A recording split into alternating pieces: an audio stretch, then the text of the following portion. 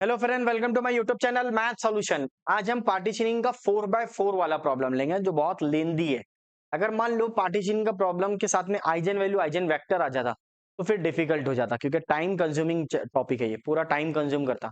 इसको भी बहुत लेंदी प्रोसीजर है इसमें, क्योंकि इसमें जो मैट्रिक्स बनता है वो 2x2 का भी बनता है, 3x3 का भी बनता है। वो तो अपने पार्टीशन पे डिपेंड करता कि कौन सा मैट्रिक्स बना रहे। तो ये लेंदी क्वेश्चन है, बहुत लेंदी क्वेश्चन है, इजी बट लेंदी है। तो देखते हैं किस तरह सॉल्व होता है।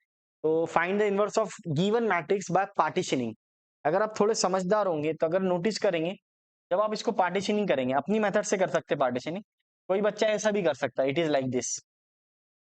ठीक है, कोई ऐसा भी कर सकता है पार्टीशनिंग, या फिर कोई इस तरह भी कर सकता। ठीक है, दोनों भी एक है सर। दो कौन सी इजी मेथड है? दोनों इजी है मेथड। हम लोग कोई एक लेके चलेंगे, क्योंकि हमारे पास में क्या है, अगर मान लो अगर आप ऐसा कर रहे हैं, सपोज ऐसा किसी बच्चे का सवाल है, मैं ऐसा करता सर, तो जब आप इसका इन्वर्स निकालेंगे तो ये लेंदी हो जाएगा, और ये इनवर्स आपका 3x3 का बनेगा। कौन सा बनेगा? 3x3 वाला। तो जब एडजॉइंट मेथड में 3x3 का जो लेंदी प्रोसीजर है इनवर्स निकालने का, हाँ कैल्सी से अगर आप सॉल्व कर रहे हैं तो जल्दी आ जाएगा इनवर्स। ए इनवर्स आप कैल्सी से निकाल के ऐसा करके सॉल्व कर सकते यूजिंग कैल्सी, अगर आपको कैल्सी अलाउ है तो। लेकिन कोई कोई कॉलेजेस में कैल्सी नहीं अलाउ रहती है, एनआईटी के अंदर कैल्सी अलाउ नहीं रहती। कोई कोई प्राइवेट एनआईटी के अंदर कैल्सी अलाउ नहीं है। ठीक है, मुझे बताया बच्चों ने, इसलिए तो इसलिए हम लोग इसको ऐसा करेंगे जो आप सॉल्व हो जाए, आसानी से सॉल्व हो जाए। ठीक है, तो यहाँ पे देखेंगे हम लोग पार्टीशनिंग अपने मन से है। हाँ सर, आप कैसा करने वाले? मैं ऐसा करने वाला। It is like this. ठीक है, इस तरह सॉल्व करेंगे। ठीक है, जब मैंने ऐसा पार्टीशनिंग किया तो मेरे मन में एक सवाल आया कि सबसे पहले C11 चेक कर लो। ये कैल्सी सी से डिनोट कर रहा है, इसलिए C11 बोल रहा हूँ मैं। अगर ए से डिनोट होता था, मैट्रिक्स नॉट कैल्सी, मैट्रिक्स ए से सी से डिनोट हो रहा है, इसलिए C11 बोल रहा हूँ। अगर ए से डिनोट होता तो A11 बोलता। ठीक है, तो A11 निकालने का सबसे पहली स्टार्टिंग प्रोसीजर, क्योंकि चेक करना पड़ता जीरो आ रहा क्या। अगर जीरो आया तो A inverse does not exist. ठीक है, A inverse does not exist या C inverse does not exist. तो यहाँ पे जैसे अपने 1 into 1 करे तो जीरो आ जा रहा, 1 - 1 जीरो हो जाएगा। तो फिर क्या करेंगे? तो यहाँ पे हमको एक नई मैट्रिक्स बनाना पड़ेगा। उस मैट्रिक्स का नाम है ए, दे देंगे अपन नाम, कुछ भी दे सकते हैं, मैं ए दे रहा हूँ। क्यों सर, क्यों चेंज कर रहे हैं आप? अरे भैया, इसको इससे मल्टीप्लाई कर रहे हैं, इसको इससे मल्टीप्लाई कर रहे हैं, जीरो आ जा रहा ना। Mod of C11 equal to zero आ गया। मॉड ऑफ C11 जीरो आया तो रॉन्ग हो जाएगा प्रॉब्लम। ठीक है, मॉड C11 क्या आ गया? जीरो आ गया। तो सबसे पहले आपको स्टेटमेंट लिखना पड़ेगा इस तरह सॉल्यूशन में। सॉल्यूशन में यहां से दे देना। तो सॉल्यूशन पूरा लिखो ना आप। चलो ठीक है, अब मैं सॉल्यूशन लिख रहा हूँ, देखना मेरे दोस्त। यहाँ पे आप लिखेंगे सी इज इक्वल टू 1 1 1 1 1 1 1 -4 1 1 - 1 1 1 - 1 1 1। ठीक है, मैंने इसको इस तरह पार्टीशनिंग कर लिया था। अब आपने C11 निकाल लिया, तो मॉड ऑफ C11 क्या आ गया आपका? जीरो आ गया। अगर आपके लिए समझाने के लिए लिख देता हूँ मैं ऐसा, ये ऐसा और ऐसा, तो 1 - 1 क्या आ गया? जीरो आ गया। फिर मैंने आपको पहले ही बोला था मॉड ऑफ C11 जीरो नहीं आना चाहिए। C inverse 1 1 does not exist. तो यहाँ लिखेंगे अपन C inverse 1 1 does not exist. लिख लिया है तो नहीं यहाँ तक? अब हम लोग क्या करेंगे, न्यू मैट्रिक्स बनाएंगे। अब न्यू मैट्रिक्स में क्या करेंगे कि जहाँ पे जीरो ना आए इस तरह करेंगे सॉल्व। तो हम लोग क्या करेंगे, R2 चेंजेस टू R4 कर देंगे। तो so we rearrange rearrange the matrix.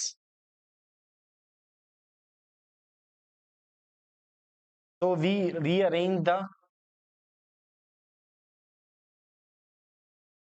ये एक minute. So we rearrange the matrix in C, the matrix by by interchanging by interchanging R2 and R4. We getting the new matrix. We getting the new matrix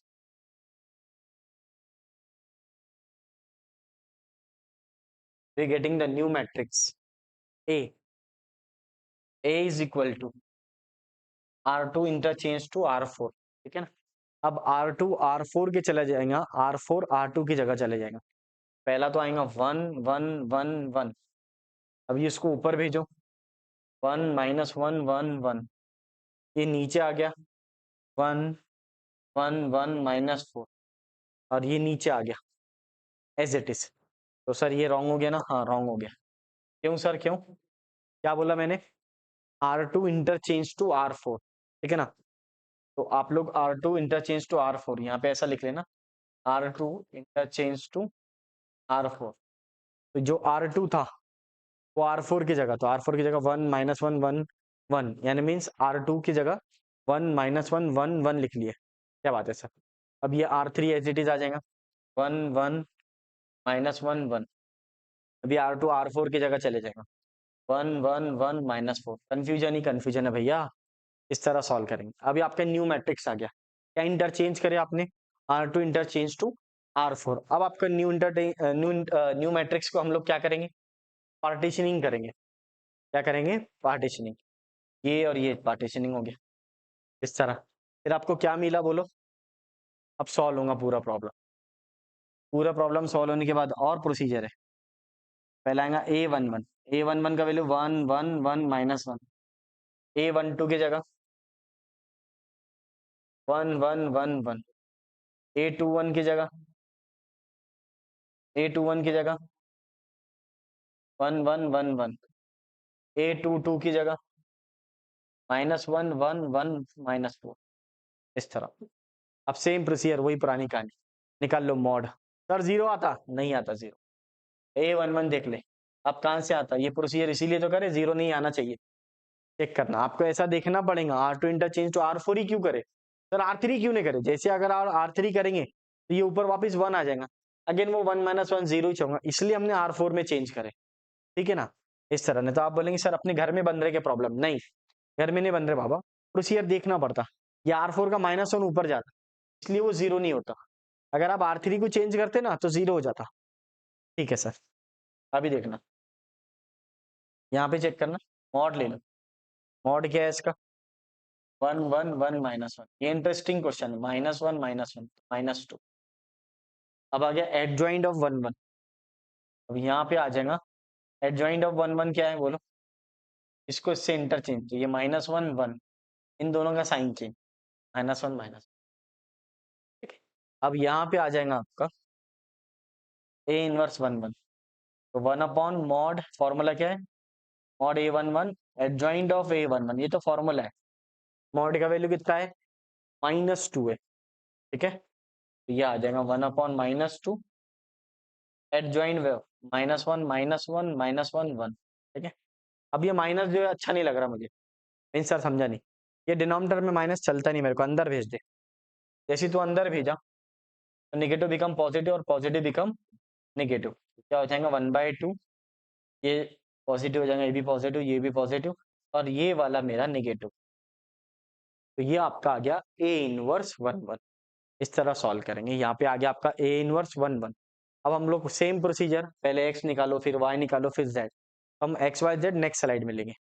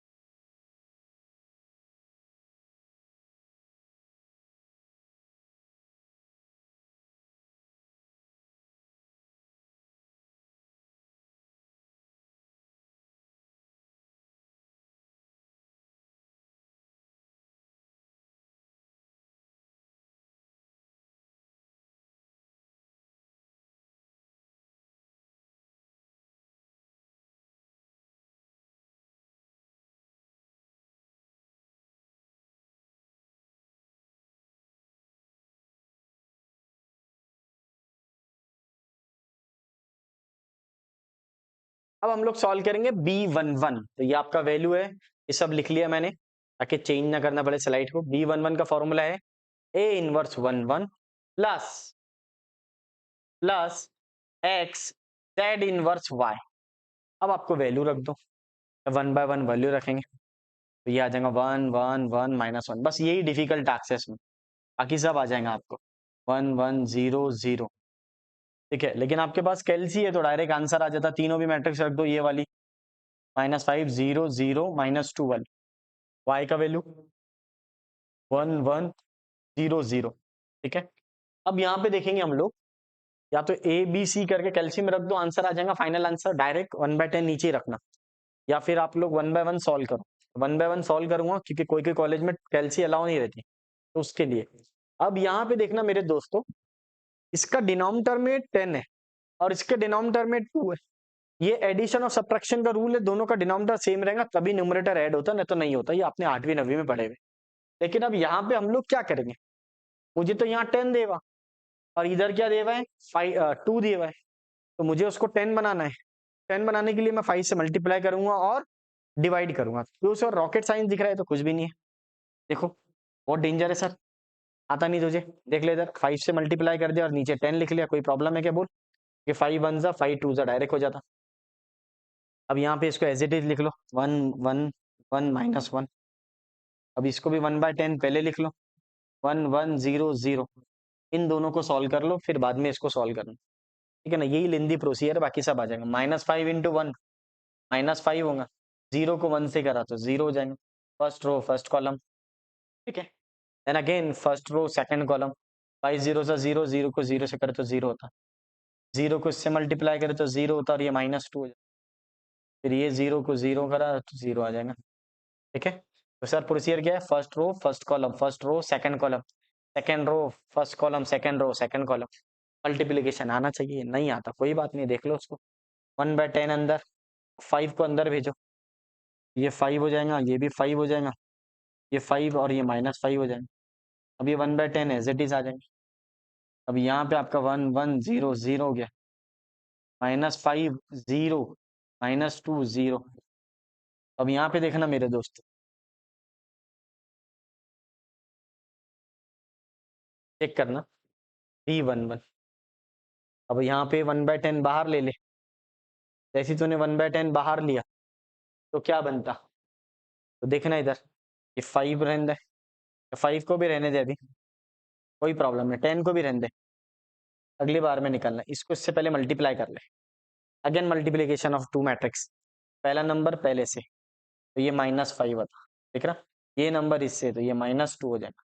ठीक है, तो ये हो गया मेरा first row first column, first row second column. दोनों finger को ऐसा रखना, फिर ऐसा लेके जाना, फिर ऐसा रखना, फिर ऐसा लेके, जो नंबर जिससे मैच कर रहा हो वो फिंगर को उससे मल्टीप्लाई करना।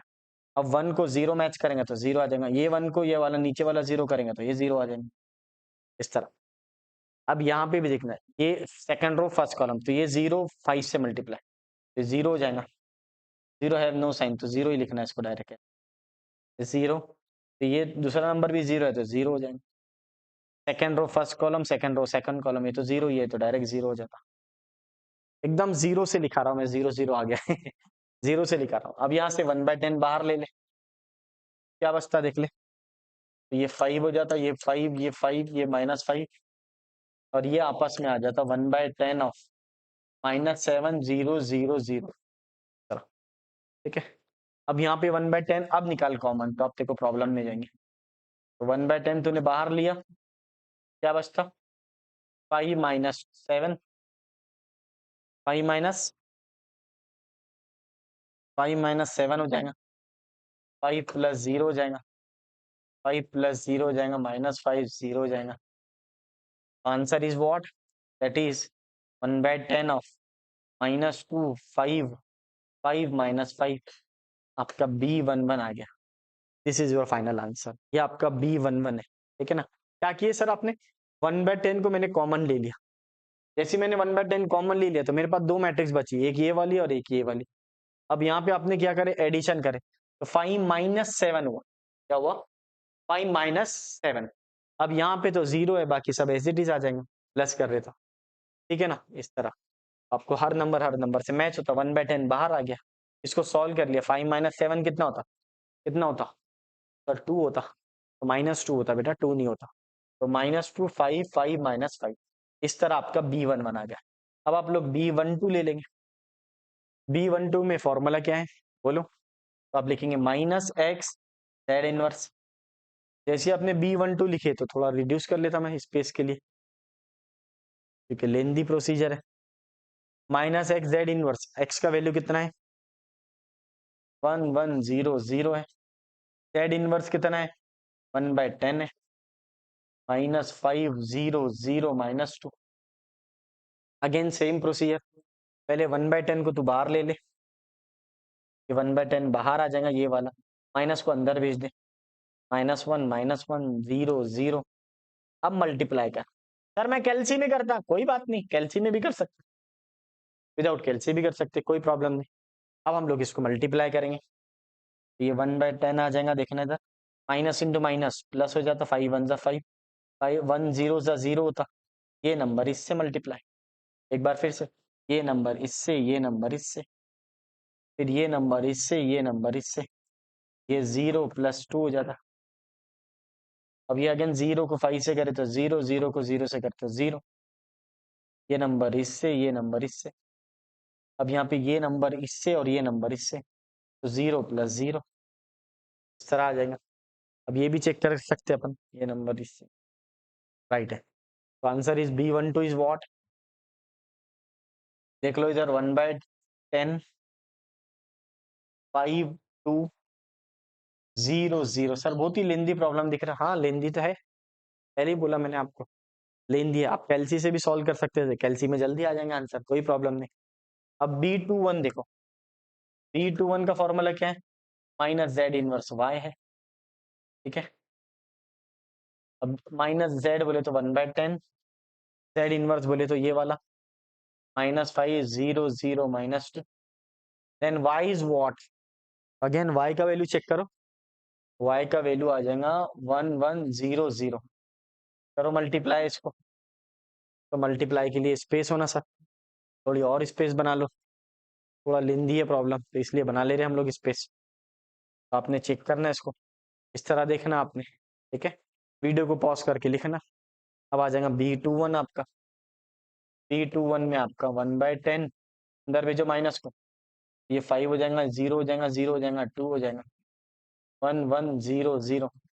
करो मल्टीप्लाई, तो B21 आ जाएगा आपका, डायरेक्ट लिखता भी मैं आंसर, 5 को 5 से करे 5 हो जाता, 0 को 1 से करे तो 0 ही बचेगा, 5 0 जा 0, 0 0 जा 0 आ जाएगा, और ये भी आ जाएगा 0 + 2, तो आंसर 2 आ जाएगा, 0 0 ये आंसर आ जाएगा तुम्हारा।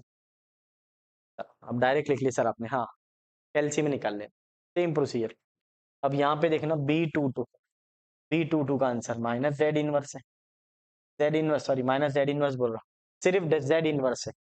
तो ये z इनवर्स का आंसर 1/10 ऑफ z इनवर्स का वैल्यू कितना है, -5 0 0 -2। तो ये आपका आ गया B22। सभी सॉल्व हो गया, अगर आप नोटिस करेंगे तो देखो क्या क्या सॉल्व हुए। आ गया क्या सर आंसर, हाँ आ गया। पहला वाला ये आंसर है, B11 है, दूसरा B12 है, ये आंसर है, तीसरा B21 है, this is your answer, third one is B22, this is your answer, like this. अब आपको फाइनल आंसर निकालना है, ये वैल्यू आपको ए इनवर्स में रख देने का, ठीक है। वैल्यू निकाले B11 B12 B21 B22, ठीक है ना। बहुत प्रॉब्लम हो जाती थी आपको लिखने में, इसलिए हमने नेक्स्ट स्लाइड बना दिया। अब यहाँ पे देखना ए इनवर्स का फॉर्मूला क्या है, B11 B12 B21 B22 बराबर। अब अगेन वैल्यू रख दो आपका जो जो भी है। अगर आप नोटिस करेंगे तो सब में 10 कॉमन है, ये दिख रहा 10, ठीक है।